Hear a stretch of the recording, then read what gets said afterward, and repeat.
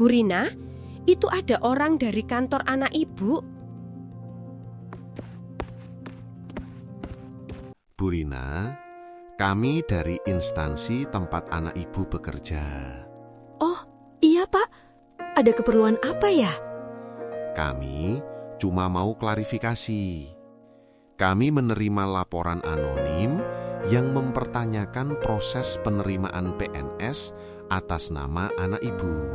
Silahkan Pak. Kami tidak menyembunyikan apapun. Bu, aku nggak salah apa-apa. Ibu tahu, tapi omongan orang lebih cepat dari kebenaran. Aku siap diperiksa. Bu Rina, kami perlu memastikan tidak ada praktek jalur belakang. Anak saya ikut tes dari awal, Pak. Belajar bertahun-tahun. Saya siap buka semua data, Pak. Nilai, berkas, apapun. Baik, kami hanya menjalankan prosedur. Bagi orang jujur, klarifikasi adalah ruang terbuka. Bagi orang iri, itu adalah panggung harapan.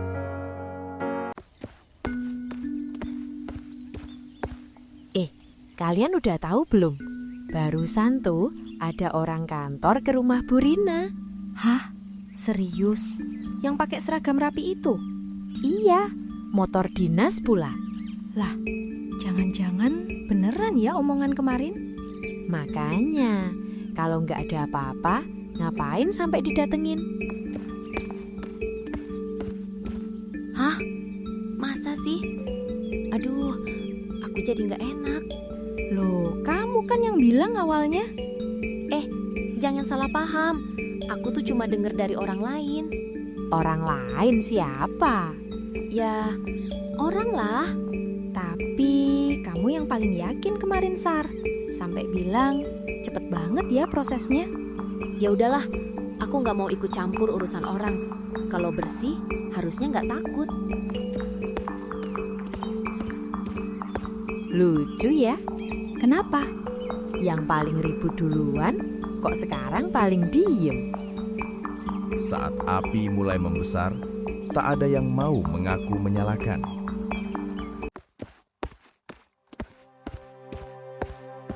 Sari, ini ki sudah kebablasan. Kebablasan gimana? Aku nggak lapor siapa-siapa. Tapi omonganmu kemana-mana. Kamu pikir laporan itu jatuh dari langit? Terus salah aku dong sekarang. Aku cuma cerita. Cerita itu dosa. Cerita kamu bikin orang curiga.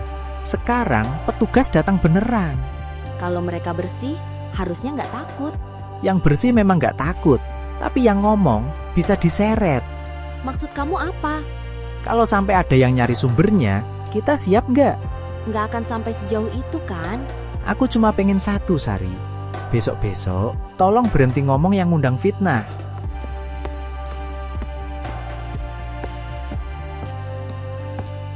Saat laporan gagal menggoyahkan, yang melapor mulai takut namanya disebut.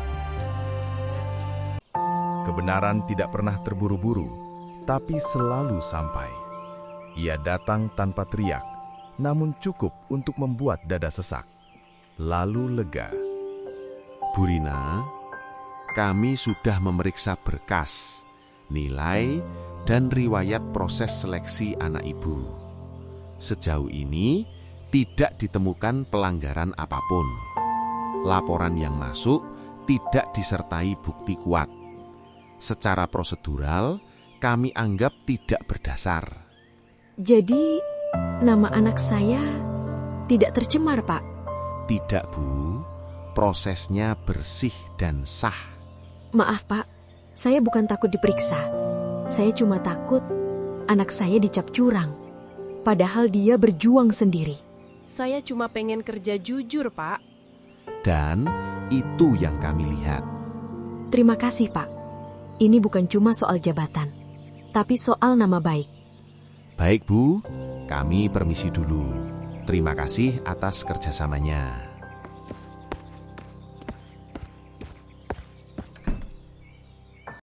Hari itu, yang dibersihkan bukan hanya nama, tapi juga pandangan.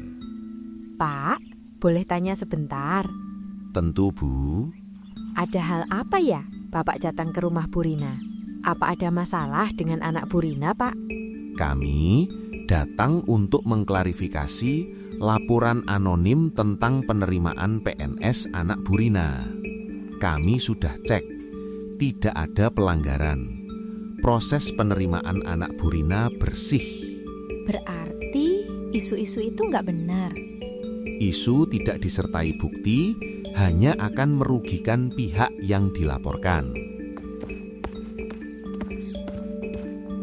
Saya dari awal diam, bukan karena takut. Saya cuma nggak mau kampung ini rusak gara-gara omongan. Maaf ya Bu Rina, kami kebawa omongan. Iya, kami salah. Saya terima maafnya.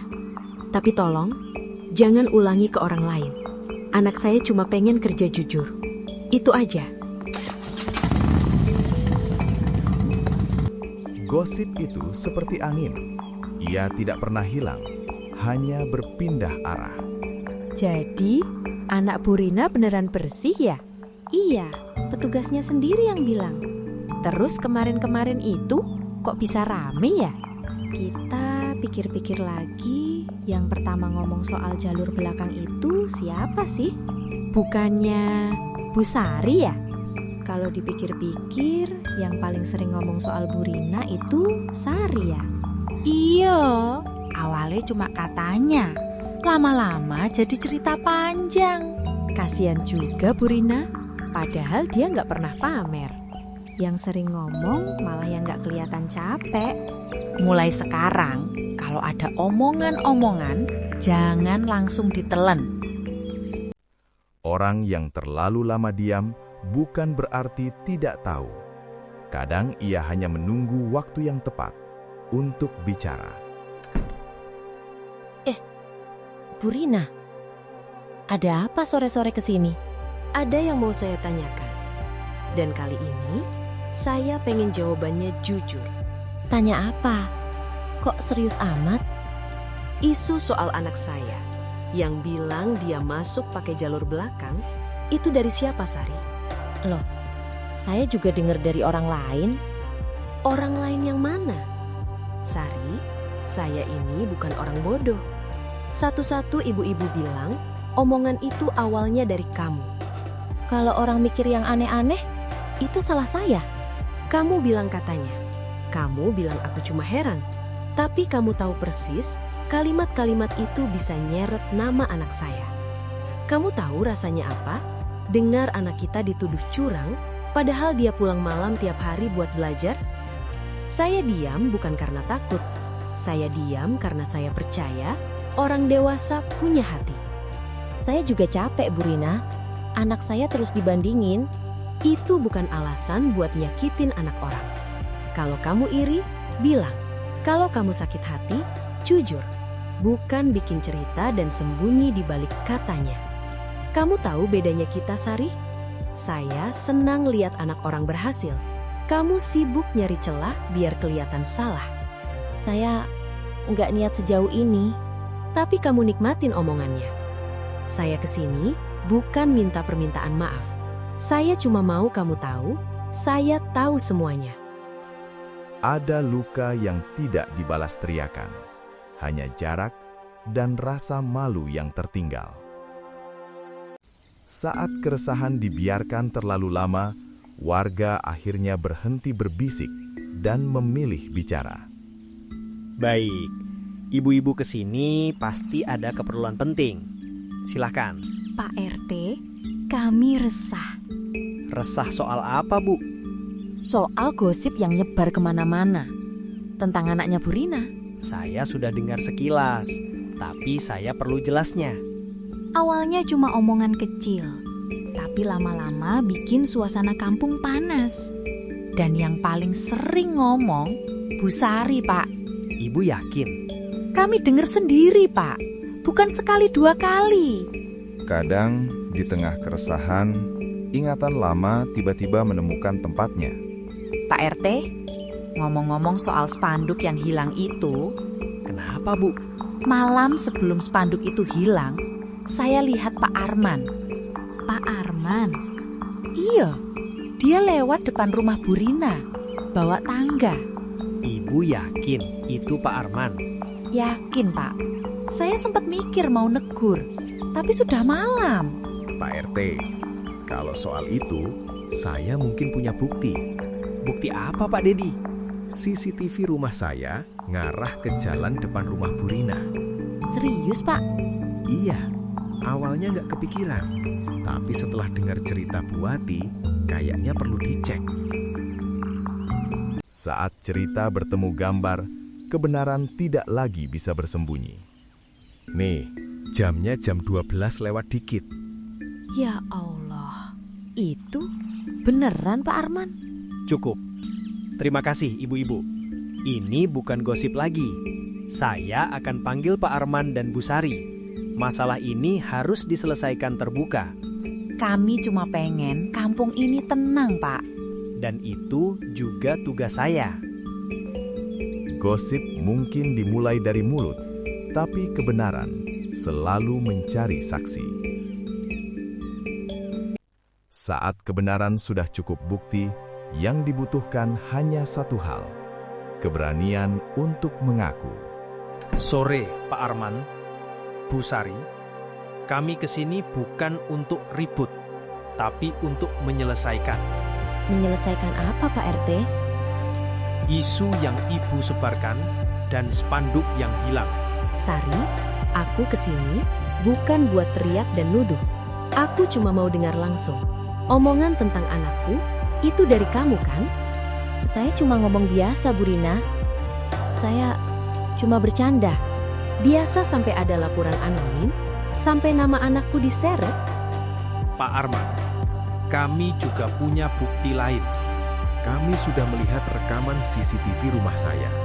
Di malam spanduk itu hilang, jelas ada sosok Pak Arman membawa tangga di video itu. Iya, itu saya.